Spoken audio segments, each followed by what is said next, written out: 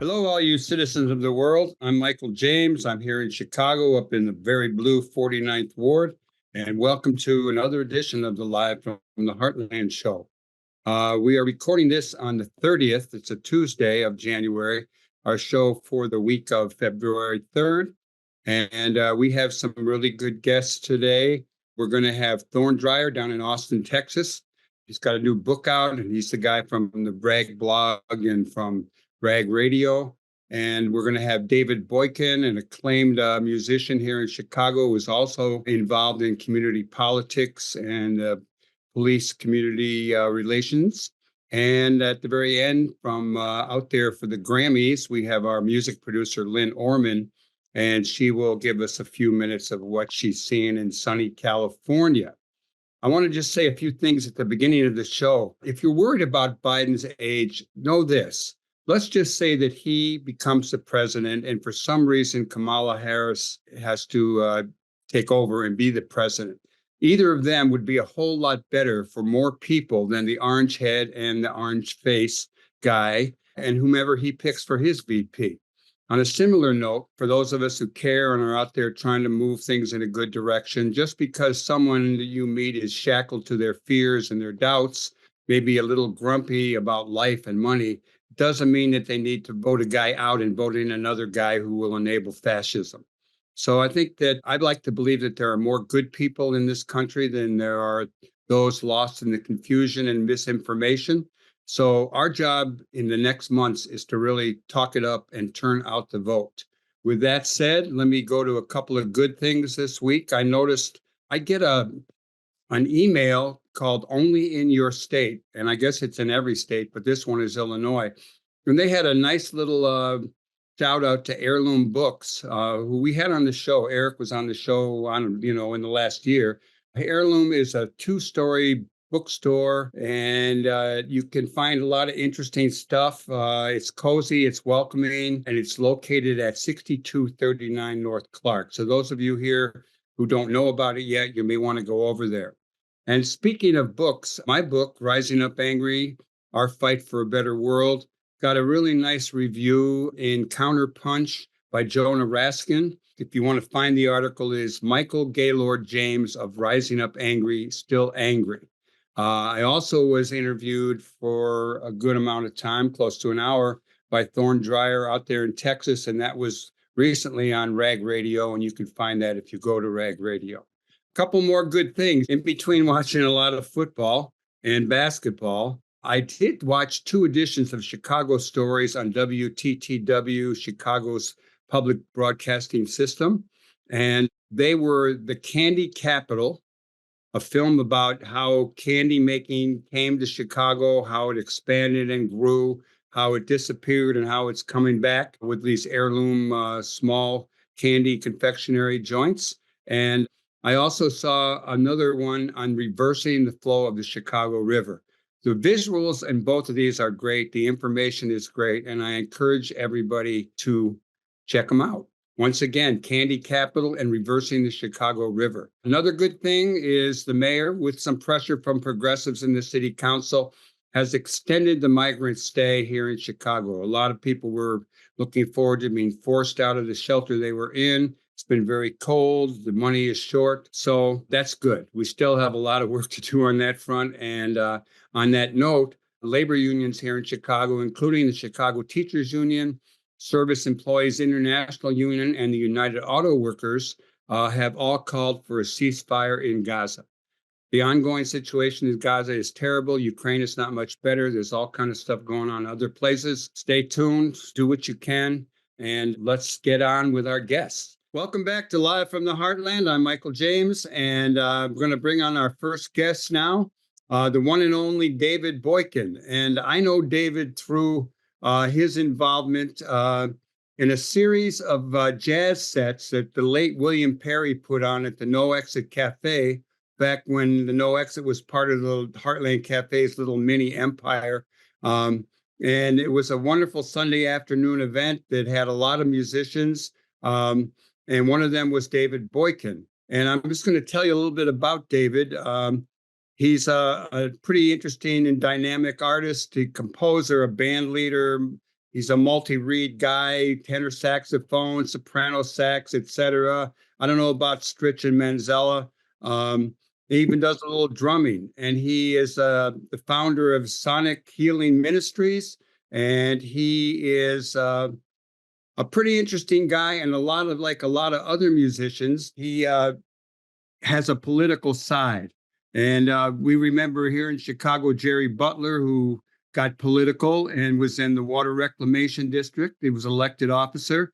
And I'm calling to everyone's attention a recent article I saw about Nashville is in Tennessee, which is a really kind of right-wing red state these days. But there is a whole breed of young country singers who are challenging that. So we like the mixture of politics and music. We're going to start with David talking about some politics. Good morning, good afternoon, wherever you are. It looks like you're in Havana, but I think you're in Grand Crossing. Good morning, David. Good morning. Good morning. Good morning. Yeah, I'm in Greater Grand Crossing. That's where I'm at.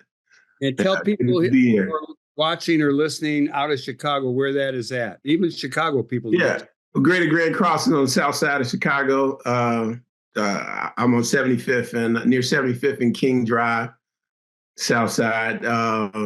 You may know Lim's Barbecue, or you may know Soul Vegetarian Restaurant, or you may know Brown Sugar Bakery. Yeah, that's where Brown Sugar Bakery got a big play in that movie that I talked about at the outset of this show, Chicago Candy. It's a documentary about the rise and fall of the candy industry, and Brown Sugar was one of in the finale of all these new little shops that are cranking it out. Yeah. When I wrote to you and got a hold of you, I wanted to talk about music, get a little of your history, and I still want to do that. But what you wanted to talk about was the Community Commission of Police Accountability. And when I was looking over the material, I know about the district councils. Tell us about how they're related, the two of them. Yeah, well, it's the Community Commission of Public Safety and Accountability. And it's like a 7-member body. And the initial body was appointed by the mayor. Going forward, though, they'll be elected, and they are a new civic body to oversee police policy and procedure and other things related to public safety. And the sort of eyes and ears of the commission in the police districts is the district councils. Now, these are 22 smaller bodies of just 3 people in each police district that are elected. Now, these people are elected by the residents in the police district. And there's 3 in each, making a total of 66. And I ran for one of those positions and was elected to be a representative in my district, in the 6th district. Oh, so you are a member of the district council for the 6th district. Right. And you are running for re-election. I just it's brand new. We just were elected last year. During the last election, that's when we were elected. When Brandon Johnson came in on that same election, that's when we were elected. We were inaugurated in May, so we're in our first year. And we're up for re-election every 4 years. Yeah. Oh, so you're on for a while. That's good. Yeah. Oh, we had some people on the show up here in the 24th district, which would be Veronica Areola, who's the chair, and then Marilyn Pagan Banks and Ed Vett Jones, although I think he is not going to stay on. I'm not sure what the procedure is. Why don't you talk a little bit about the district councils and the Commission on Police Accountability? Tell us what you're observing, how you think it's going, and what the potential is. Potential is great as many things. The potential is far greater than how you may perceive things to be going practically on a day-to-day kind of basis. It was potential that brought me to this. As you said, I'm a musician. I was playing music and teaching music, and then this kind of came across my radar. I don't know if I saw a Facebook post or some kind of social media post or something, because people, fighting, long and hard for this ordinance to ECPS ordinance empowering communities for public safety that established it. And then they started organizing to have people to run for these positions, that they had created. CARPA, the Chicago Alliance Against Racist and Political Repression, they were hosting a series of trainings and meetings about the district councils and about the commission. And I saw some advertisement for it, and I was like, oh, let me just see what that is. And I started attending these online Zoom meetings. And this is like, I think kind of like during the end of the pandemic, I'm going to these Zoom meetings. And they're talking about it, and I'm finding out more about it.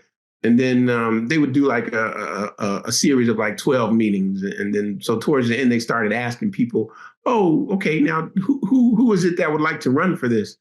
And somebody answered back, and they kind of echoed my sentiments. They were like, this is great, but and I think this is really important, work. But I'm not sure if I want to be sitting up in a room with the police, and I just don't want to be that close to the police like that. And I felt totally the same way. I didn't want to. I thought, this is I support this work, but I'm not the one to do it. But then I came to find out that there was no one slated to run in my district, and so yeah, I decided to go ahead and do it. Yeah, and up here in the 24th, there was competition that were not as progressive as the people we elected. Yeah. That's good. So how many people are now on your council in the 6th district? Do you have 3 or just you? We do have 3. We did manage to get 3. First, it was just 2. There was myself and Eric Russell. And then Aisha Humphreys joined as a write-in candidate. So we do have 3. However, as just announced yesterday, Eric Russell is resigning at the end of this year. So after May, he's going to be resigning, and we will be seeking someone to replace him in that role. How will that be selected? Will there be an election or an appointment? I have to get all the details about that. I've got a little bit of information about that. People will apply, and I think it'll be a selection. I think myself and the other district counselor, Aisha, I think we will recommend to the commission, and the commission will send them along to the mayor, maybe 2 or 3 people, and the mayor will approve or disapprove them, and send them back to us to find somebody else, or he'll approve them and they'll be appointed. I think that's how the process will go. Well, we're going to have to do it up here. I should know too. We have the same with someone resigning. These councils, it's been a long struggle for community control of police. I remember back in my own experience in Jobs or Income Now, or Joint Community Union, as it came to be known, which was organizing in Uptown, mainly with Southern whites in the 60s, late 60s. We actually tried to do what the Panthers did and follow the police when they were arresting someone or hassling them or whatever. And it didn't go real well. Now, the Panthers did it out in Oakland. And I think throughout the country, people have been trying to figure out how there's more community say in the behavior of the police. But the district councils here aren't just advisory, right? Or just discussion. There's not a lot of power involved yet. No, it's not. It's not a lot of power. The biggest power that the councils have is in nominating the commission. As I said, the original commission was appointed. Now those people, their terms are up, and there needs to be new commissioners. The new commissioners, where the new commissioners come from, are people that are nominated by the district councils. The application has been open, I think, for about a week or so. They just opened the application recently for people to apply to become commissioners. And once they apply, it's the district councils who will decide what applications that go forward and are sent to the mayor to be confirmed. And the power with the commission, the real power with the commission, is that they do things like they appointed the superintendent. The superintendent Snelling, he had to come through the commission. The commission approved him. And they sent him and 3 other applicants to the mayor, and the mayor chose Snelling. So that's the biggest power that I see like in the councils is that they select the commissioners. Are you going to run? Are you one of the people going to run for the Community Commission of Police Accountability? No, I'm not. You can't. Well, you can't. If you're on a district council, you can't run for that leadership. Right. You can't do that. Yeah. There's different qualifications. But I encourage people to apply, to look at that and to apply. And also there's two of the people on the commission have to be between the ages of 18 and 24. So young people, especially, please, look into that and apply. I don't have any kids that are that young anymore, but I was saying, hey, grandkids, maybe. Okay, well, that's some good information. Is there anything else you want to add about? Well, let me ask you particularly. We have an arbitration situation with the Fraternal Order of the Police and the City Council, et cetera. The City Council did not want the police to be able to meet if they have some egregious charge to meet behind closed doors. So the arbitration is broke down. Do you have anything you want to share on that? No, I mean, I just said I stand with, I stand against that, idea of them, meeting behind closed doors to have their cases adjudicated by a arbitrator as opposed to it going to the police board and the records being open for everyone to see.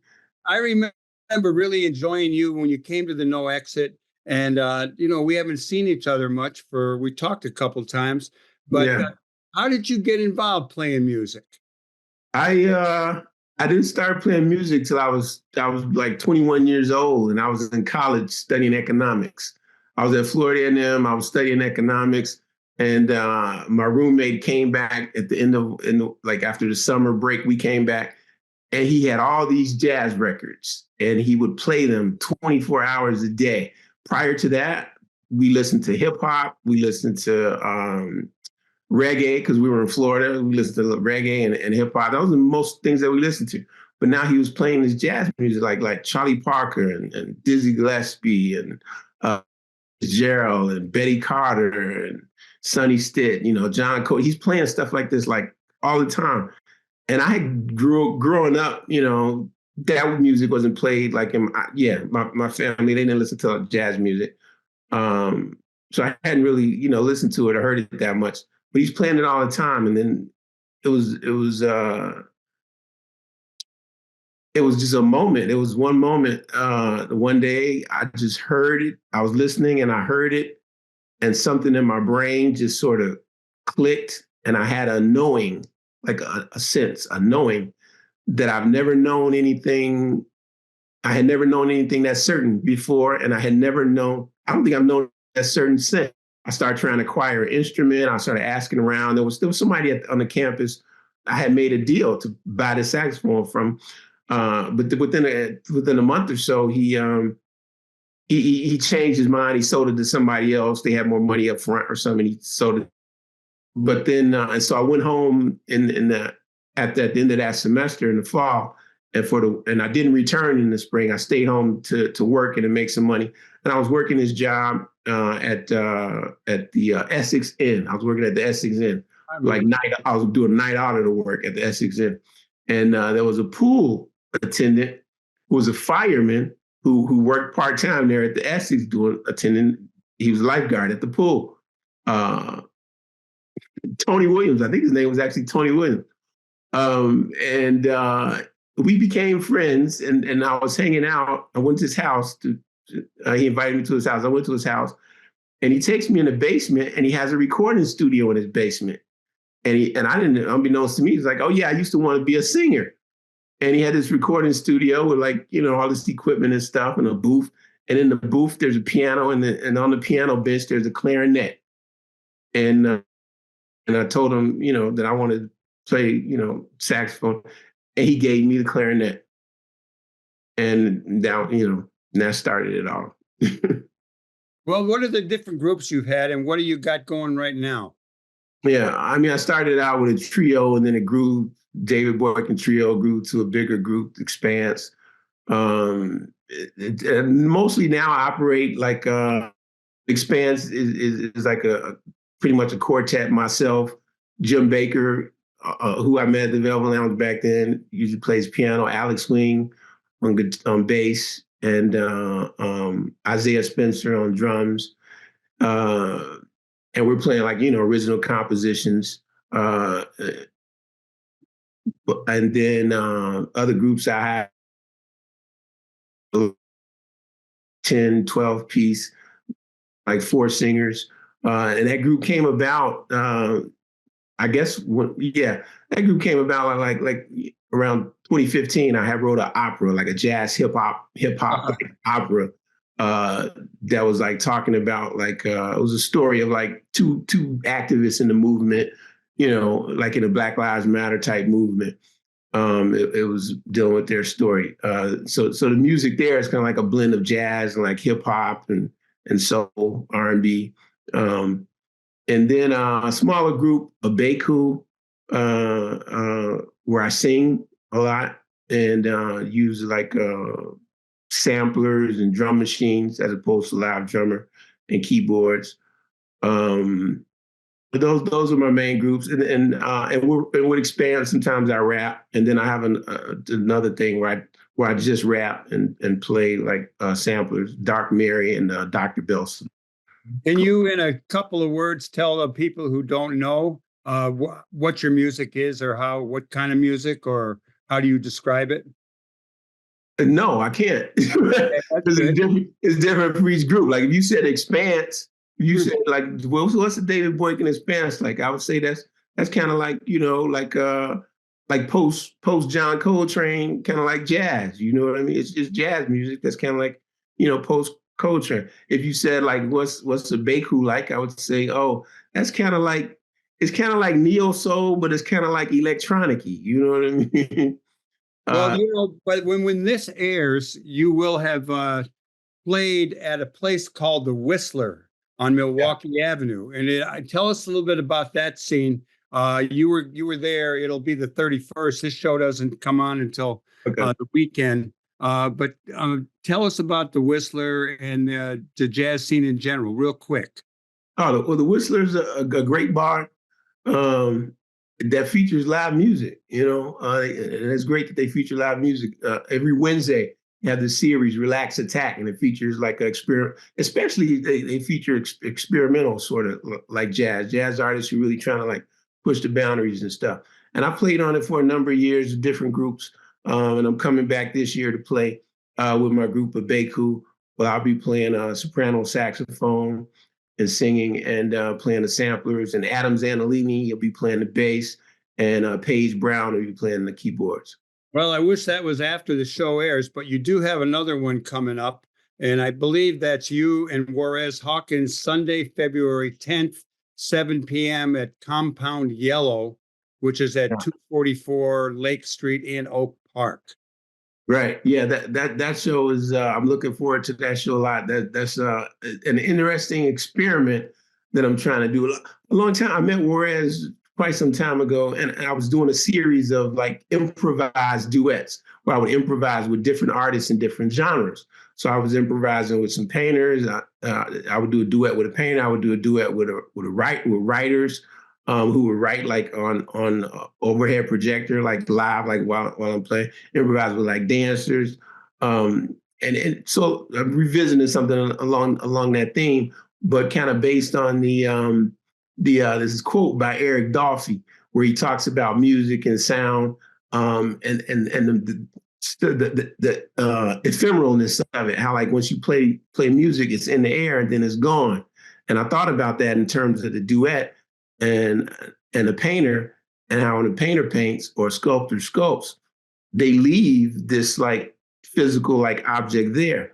And then I just came across what's that magic water paper that they use for like learning calligraphy. So you make a mark on that and it disappears. So Juarez is going to be improvising with me at the same time, but she'll be using that medium. So she'll be painting, on this watercolor paper, and what she makes as my notes will also disappear. Well, David Boykin, we're out of time. I really appreciate you coming on the show. How do people get a hold of you? Is there any information you want to give out? Just Google David Boykin, davidboykin.com. Go to City of Chicago websites, find out about the district councils. Just go to City of Chicago. I like you mix the politics and the music. Yeah, hey, we got it. All right, everybody. Thanks a lot, David Boykin, and everybody. Right. Soon we're going to take a little musical break with some of David's music, and we'll be right back with our next guest, Thorne Dreyer, out of Austin, Texas. Welcome back to Live from the Heartland for the week of February 3rd in the year 2024. I'm Michael James. Once again, I'm up here in Chicago's 49th Ward, and we're going all the way to Austin, Texas now, because we're going to talk with my friend, the one and only Thorne Dreyer. We go way back. We both have a long history in SDS, Students for Democratic Society. Thorne has gone on to have a rich history in journalism, broadcasting, and progressive politics. And I like to interview people who've been around a while, been organizers, activists, so that we have some, recording of people who have worked to change the world. He wants to talk more particularly about a wonderful new book out, and we're going to focus on that, but we'll hit on a lot of other things. His new book is called Making Waves, and it is a collection of interviews from his show, Rag Radio. Good morning to you. Good afternoon, whatever time it is. How are you, Thorne? I'm just fine, Brother James. How are you? I'm good. I'm okay. Yesterday, we canceled the show, the recording, because the heat was out. It's still out, but we're in a warm, toasty bedroom. Okay, cool. So tell us. I'm glad you're toasty. I'm glad you're toasty. I like to be toasty. So, Thorne, tell us a little bit about not only. Let's start with Rag Radio, and then we'll get to the book off of that. Okay. Well, to start with Rag Radio, I have to say a little bit about the Rag. The Rag, of course, was an underground newspaper we published starting in 1967, and it lasted 11 years. And am I getting that right, or was it 66? I have lost a lot of brain cells, but and so it was a very important. It was kind of it followed, it set a tone. It was one of the first underground newspapers to kind of combine politics and culture. And it was a pretty big deal. And it lasted longer than most underground newspapers. And it became kind of a legend around here. So then the Rag lasted 11 years. And then we decided to kind of reinvent it. In 2005, we had a reunion, and then we had another one about 10 years later. And dozens of people came from all over the place, including other parts of the world, to join us in the reunion. And we had all kinds of wonderful stuff going on. But it set in motion some new political action, and it got us all going. And one thing you got to understand is that there's a community in Austin that continues. It doesn't go away. So there were a lot of people who worked on the Rag who are still involved in what we're doing. So we started a thing called the Rag Blog, and which for a while was a really pretty hot commodity. We still are publishing it. And we started Rag Radio, and we've done about 500 shows, over 500 shows now. We do it on a community radio station, KOOP, a cooperatively run radio station, which we believe is the only one in the country like that. And it's also rebroadcast on a couple of other stations. So it's cool. We have great guests. We've had a wonderful time with the show, and we're keeping going. No end in sight. No, you are. I actually had the honor of being on your show way back 2013 when I was following my kids' band, then Twin Peaks, and was on your show for a little bit. And then you most recently had me on again. You've been on this show, but it's been a long time. Right. I like to talk about not only my show, your show, but Klonsky has a show. So we kind of like pushing progressive radio and In our case, we go YouTube and TV, etc. We have all our podcasts up at the Internet Archive. It's very rich. You have an awful lot of stuff. And, I did some writing for you for a while. I did 40 something pieces, and I really appreciate that you gave me that opportunity. I got hung up in 1984, but there's more to come. Speaking of more to come, you got this book, and it's really, love the book. Not only do I love the layout of the book, the look of the book, the feel, there's a lot of books out there that just don't feel right, just to touch them and look at them. This is nice.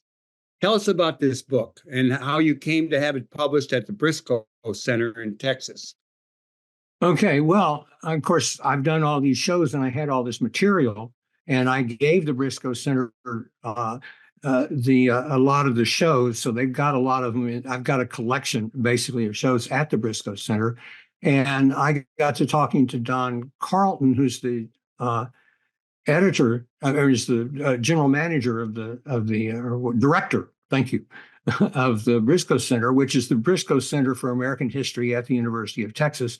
And so we decided to do this book, and it's distributed by UT Press, and I've had a great time doing it. It was a lot of work, but it was a lot of fun, and it's a collection of interviews that I have done on Rag Radio, which includes people that know you folks know, like Tom Hayden and Bernadine and Bill, and a lot of other movement people, but also it includes writers and artists and musicians and that kind of thing. So it's the book has some of the Dan Rather and Robin Rather, his daughter. It's their first father-daughter interview, and it's wonderful because we talked to Dan Rather about when he called the Houston Astros baseball, the Double-A Houston Astros baseball team. He was an announcer for it, and they did. They didn't travel with the team. They had somebody at the game with a wire, and they were just typing in and telling them what happened. And so hit a single to right field, and so Rather had to say, and he he slams one through the hole.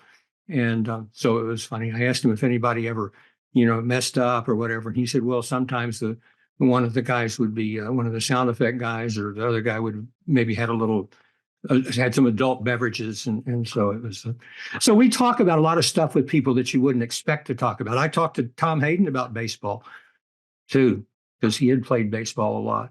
So anyway, and you've played a lot of sports. You're a sportsman. Yeah, I did play football in college. We weren't a powerhouse, and I wasn't the best player, but I did get to play. And I do follow a lot of sports. I like sports. I think there's good sports has a lot to do with cooperation and teamwork and working together. Let me ask you, Thorne, this is full of great interviews, and some of the other people in it are Bernie Sanders, Jim Hightower, and Kinky Friedman. I was wondering if you have a favorite in the book. Do you have a favorite one or two or three interviews? Well, it's hard to say. I love the one with Dan Rather and his daughter Robin. It was great. She's a major environmentalist, and so we talked about the environment. They're a little different in their approach to things, but Dan Rather's pretty progressive, and so that was one of my favorites. I had a great interview with Paul Krasner. Actually, it was two parts that I put together into one interview, and we talked a lot about early Mad Magazine and all kinds of stuff like that. And Krasner's a trip, and in fact, I dedicated the book to several people who are in the book who no longer are with us, and that included Paul Krasner and Tom Hayden, incidentally. Yeah. And I had a wonderful interview with Bill Kirchen, the musician, and David Amram, you may know, and Bernie Sanders was great. It was fun to interview him. He was on the floor of the Congress, and when he talked to us, and that was right before he was coming to Austin to do a town hall, and it was right before he announced that he was going to run. And I asked him on the show. I said, "Okay, can you break it now? Can you tell us that you're going to run?" for president? And he said, no. He said, we'll find out soon enough, something like that. So, but Bernie Sanders was great to talk to. I talked to Roxanne Dunbar Ortiz, who's Oh yeah, she's been a guest on this show too. I love her. She's great. She's terrific. So, it just Jim Hightower is always a hoot.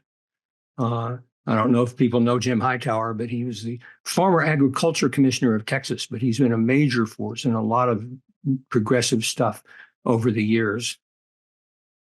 Well, let me ask you just a brief little thing. What's the difference between the Briscoe Center publishing your book and the University of Texas, who distributes it? The Briscoe Center is a major. They have major collections. A lot of them left. A lot of them progressive. People wouldn't be surprised. Would people be surprised to find that out? And so, the UT Press is a massive operation. They publish a lot more books, but they did all kinds of books. Everything that the Briscoe Center does has something to do with Texas history, it's so that's the main difference. The Briscoe Center is a more hands-on operation. We had a great time doing it. Is it like UT Press, University of Texas? Huh? Is it like an imprint or another little? Yeah, University of Texas? It's a division. It's a division. Yeah, and our book, by the way, won was a selection of the Texas Book Festival. Our friend Alice Embry also wrote a memoir, which was selected for the Texas Book Festival. So we had a double dipper, and Nice. We did a big event outside at the Capitol when they had the Texas Book Festival. Alice and I, and it was great, full house, great crowd, had a lot of fun. So well, I want to move a little bit toward the you as a progressive, and Texas in the news. I just saw today, the governor of Texas, kind of a right-wing guy. He is challenging Biden over the barbed wire. We recently had a segment on the show, David Romo, on the history of barbed wire on the border, which was pretty interesting. But Texas, a lot of people think of it as right wing. I go to El Paso pretty regularly for basketball in the barrio. I've been hearing for 20 years how Texas is moving blue. I'm wondering, I know you, and I know I've known other people in Austin. Austin is definitely not a red kind of a place, even though neither is Houston. Yeah, Houston is also pretty very progressive. Tell us a little bit about the progressives in Texas. You even might want to talk about your own mom and dad in Houston, I thought your introduction was really wonderful, and you included some family history. Share that with us. Okay. Yeah. Well, my parents were. My mother was a major Houston artist, Margaret Webb Dreyer, and my father was a newspaper man and a creative writer. And so they made quite a team. And so basically, I was born to a newspaper man and a abstract expressionist. And so it was quite a scene. They had an art gallery, and I hung out at the art gallery a lot when I was a kid. And they took me down to the press club and all this kind of stuff. They were very important figures in Houston, and they also were targets of the Ku Klux Klan. As was Space City, the newspaper that I also published or helped publish in Houston. And the Klan shot up the art gallery. They shot a bullet into a mosaic wall, an interior mosaic wall, and my mother just put a circle around it and didn't repair it because she considered it a badge of honor. And so the Klan got all riled up because we invited Abby Hoffman to come to speak in Houston and speak at Herman Park and whatever. And so that's when they started. They really got on their high horse. But I mean, they bombed the Pacifica radio station off the air twice. So, and it was the only radio station in the history of this country that's ever been bombed off the air even once. Wow. But so my parents were great people, and they inspired me. And I think a lot of what I became I mean, they were very active. My mother especially was extremely active against the war in Vietnam and for civil rights, and was just out there in the community. And in addition to when she died way too young, there was a posthumous show of her work at the Contemporary Arts Museum in Houston. And then St. Thomas University had a retrospective of her work. So she was highly honored. She was an extremely revered, as Pete Gershon in his book about contemporary art, he just called her the much beloved Margaret Webb Dreyer. So they gave that, and much of what got me started and got me on my path was being around the gallery and knowing all the people, and it got me started not only into progressive politics, but ultimately into doing interviews, because so many of the people, there were a lot of the people I interviewed that I had already known over the years. I knew Dan Rather from when I was a little kid, so it was great. Houston is a great city. Houston's a very cool city, I think, and and there's not, one of the things about Texas is that it's divided up between rural and urban, and urban Texas is and it's just that the Republicans have been so good at building and consolidating power, and so it doesn't really reflect what Texas is, I don't think. Well, I hope Texas will flip a little bit. Let's one of the things you talked about Houston, which not only had all the people who are already in Houston, but got a whole lot of people who had to move out of Louisiana, after the flood down there. And Houston opened its arms. They did. And I'm hoping Chicago will continue to open its arms to all the immigrants that we're getting. But speaking of Texas, but I did notice that the mayor of Dallas, who was an African-American, was a Democrat. He flipped and he went Republican. I don't know if you have any comments on that, but I don't really know much about that. I don't know what brought that about. And I don't know how the people in Dallas have responded to that. So I can't help much, but I think it's pretty odd. The only large Texas city with a Republican leadership was Fort Worth. Yeah. So Texas has always been an inspiration to me in a way. I mean, for a while I was into calling everyone from Texas jive Texas turkeys, which is an expression I heard up in Colorado one time. But some of the best people I've known are out of Texas or in Texas, and I know people are working for good. Do you have any sense of the direction and where things are going politically? I mean, even in Austin, talk a little bit about Austin, which a lot of people know because of South by Southwest, or they may know about paintings of armadillos leaping over highways, like at the Baltimore Gas Company with Shiva's headband. It's always been kind of a neat place. Talk a little bit more about Austin and your beloved state of Texas. So sadly, so much of the old Austin is being torn down and is all the old institutions, the places like Threadgill's and that we all, that up until a couple of years ago, we would all, when people would come to town, we'd take them there, and Threadgill's had all of the old, it had famous pianos and all this posters, because there was a great poster tradition in Austin. And of course, Gilbert Shelton, the fabulous Furry Freak Brothers, started in Austin, started at the Rag. And so it's losing a lot of that. It's losing a lot of that. I mean, it's become a tech city in a lot of ways. And so with the tech city comes the kind of that techie libertarian thing, but it's still a lefty city. And I like it because there's just so much interesting energy here. Am I correct that the congressional districts are divided in such a way that even though Austin, a large growing city with a progressive lean, doesn't have a congressional representative that's blue? Well, it's like they just created these big slices or these long corridors, I should say.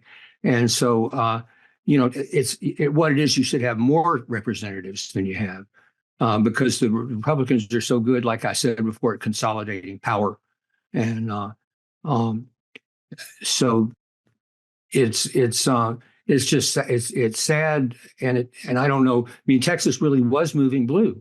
I mean, purple. Right. We all started to say, well, it's a purple state, purple state. And now it's, the governor has become a real Trumpite. And so much of Texas now, and it's because of the legislature. It's because of the right-wing legislature. Well, we clearly have our work to do, and I know you're going to be at it, and I will be too. We got an election in November. How about we only have a minute left, Thorne. I know that you deserve more time, and I'm inviting you back anytime you want to come on. But why don't you tell a little bit about how people can talk a little bit about your book, your show, and how people can get a hold of you. Okay. The Rag Radio is broadcast on KOOP 91.7 FM in Austin, but it's also streamed at koop.org. So anybody can listen to it. Also, you can go to the Internet Archive and search Rag Radio, and you can find all of our old shows. You can get the book by either going to the Briscoe Center for American History at the University of Texas, or just go to the University of Texas Press. You can buy it either way. And you can also buy it through Amazon or something, but it's out there and about there. But I would go straight to the Briscoe Center. We're thrilled with how well the book is done. You never get rich off books. Let me ask you, Thorne, what's your T-shirt say? Oh, it says Hunter Thompson, Fear and Loathing. It's actually the cover of the book. Fear and Loathing in Las Vegas, a savage journey to the heart of the American dream. Well, I've got my Rag Radio shirt on. And that's great. There aren't very many of those left, I don't think. Feed your head. You're a wonderful guy, and I'm really glad that we're friends, that we can support each other's endeavors, because we're in it for the long haul. And that's right. We got to keep taking care of ourselves and sharing that vibe with others, so that we have plenty of troops out there to make the world a better place. Okay. And I love what you're doing up there. Thank you very much for having me. And everybody else, we're going to bring in our music producer, if we can find her in California. So we'll be right back with another little blurb of music from David Boykin, who was our first guest. Well, everybody out there, thanks for tuning into the Live from the Heartland show. And I got one little finale. Our music producer, Lynn Orman, is out there in California for the Grammys. She's going to report on it next week, but she's going to tell us briefly about a 30-second interview or recording that she just made. Go for it, Lynn. Hey, I'm so excited to be here for the 66th Grammy Awards. I haven't been here all 66 years, but it's going to be amazing. We've got a lot of Chicago nominees, including, of course, John Primer, and in the poetry category, J.I.V. So I just encourage everybody to go to live.grammy.com. You can watch the premiere ceremony, which will focus on roots and folk and jazz and blues and poetry and spoken word. So that starts early in the day before the broadcast at, I think, Chicago time at noon. Follow me on Facebook, Lynn Orman, and I'll get you all that info. But yesterday, I had the great honor of sitting with one of our favorite guests, Michael McCarty, who, as you know, a great friend of the Heartland Cafe and a great friend of our radio show and an activist. And Michael told me all about being able to go back into the prisons to be able to do storytelling. And I love him. We're looking forward to having him on as a guest very soon. Thanks, Lynn. And we're going to have you back next week. And so we're going to do a little thing on Michael McCarty going out. But before we do that, I'm going to say thank you to everybody who made the show possible. But before I even do that, I want to say next week we've got the incomparable Tom Clark talking about Chicago and beyond. We've got Nathan Smith of Roman Susan Gallery about Loyola buying the building that the gallery is in. And we'll have a little bit of music. Thank you to David Boykin. Thank you to Thorne Dreyer. And of course, Lynn Orman. Continue to do good in the world, everybody, because the world needs all the good that you do. And here's Michael McCarty, former Black Panther, storyteller, poet, giving us a little rap. See you next week. Greetings and salutations, and how to heaven are you? Michael D. from beautiful Inglewood, California, giving a shout out to the Heartland Cafe peoples. Hey, memories, all power to the people.